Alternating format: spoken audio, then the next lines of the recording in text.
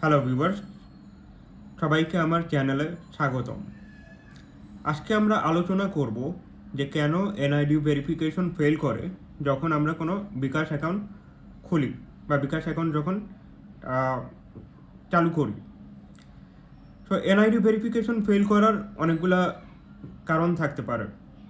যেমন হতে পারে আপনি যেই ইনফরমেশনগুলো এনআইডির ভিতরে আসে, হয়তো সেই ইনফরমেশনগুলো ভুল আসছে, যার কারণে আমার এনআইডি ভেরিফিকেশন ফেইল এই কথাটা লেখা আছে। অথবা এমনও হতে পারে যে আপনি যখন এনআইডির ছবিটা যখন তুলতেছেন, মানে আপনার মোবাইল দিয়ে, হতে পারে আপনার মোবাইলের যেই ক্যামেরার যে লেন্সটা আছে, লেন্সটা হয়তো খুব বেশি অপরিষ্কার বা অপরিচ্ছন্ন, যার কারণে ছবিটা বেশি ভালো করে উঠছে না, যার কারণে ইনফরমেশনগুলো সে ক্যাপচার করতে পারছে না। যদি এই দুইটা কারণের একটা কারণও যদি না হয়, তাহলে লাস্ট যেটা রিজন হতে পারে সেটা হচ্ছে যে দেখেন, আমি আমার দুইটা এনআইডি দেখাই। এটা হচ্ছে আমার স্মার্ট এনআইডি, আর এটা হচ্ছে আমার নর্মাল এনআইডি।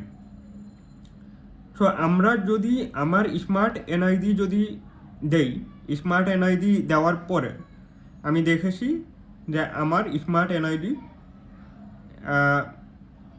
দেওয়ার সময় ভেরিফিকেশন ফেইল এই কথাটা লেখা আসছে। কিন্তু আমি যখন আমার নর্মাল এনআইডি যেটা মানে বিগত বছরে ছিল, ওটা যখন আমি দিয়েছি, তখন কিন্তু মানে আমি সাকসেসফুলি অ্যাক্টিভেট করতে পেরেছি।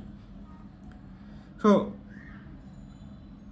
মেইন কথাটা হচ্ছে যে আপনি যখন দেখবেন যে আপনার এনআইডি ভেরিফিকেশন ফেইল আসতেছে বিকাশ অ্যাকাউন্ট খোলার সময়, তাহলে আপনার যদি দুইটা এনআইডি থাকে, তাহলে একটা এনআইডি দিয়ে যদি না হয়, তাহলে ট্রাই করবেন যে আরেকটা যে এনআইডি আছে ওটা দিয়ে করার। এবং দেখা গেছে যে যখন আমি এই বিষয়গুলো নিয়ে যখন আমি মানে কাস্টমার কেয়ার বা অন্য বিকাশের যেই দোকানগুলো আছে ওইখানে যখন গিয়েছি, তারা কেউ এটা সলভ করতে পারে নাই, বা তাদের এই বিষয় নিয়ে কোনো অভিজ্ঞতা নাই, কোনো অভিজ্ঞতা নাই।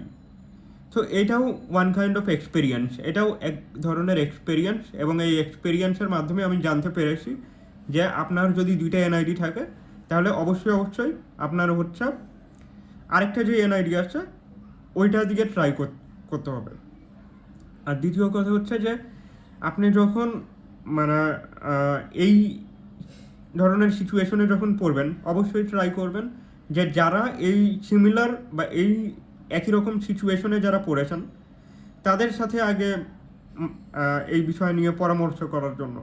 কারণ অনেক সময় হয় কি যে কাস্টমার কেয়ার যারা আসেন, হয়তো তারা তাদের অভিজ্ঞতার কথা বলবে, হয়তো তারা এই জিনিসগুলো ফেস করে নাই বা এই সিচুয়েশনগুলো ফেস করে নাই, যার কারণে তারা হয়তো আপনাকে সঠিক পরামর্শ নাও দিতে পারেন। So that's it. এবং আপনাদের যদি এই ভিডিওটা যদি ভালো লেগে থাকে, তাহলে অবশ্যই একটা লাইক করবেন, সাবস্ক্রাইব করবেন, এবং আপনার যেই আশেপাশে যারা এই ধরনের সমস্যার ভিতর দিয়ে গিয়েছে তাদেরকে এই ভিডিওটা শেয়ার করবেন। ধন্যবাদ সবাইকে।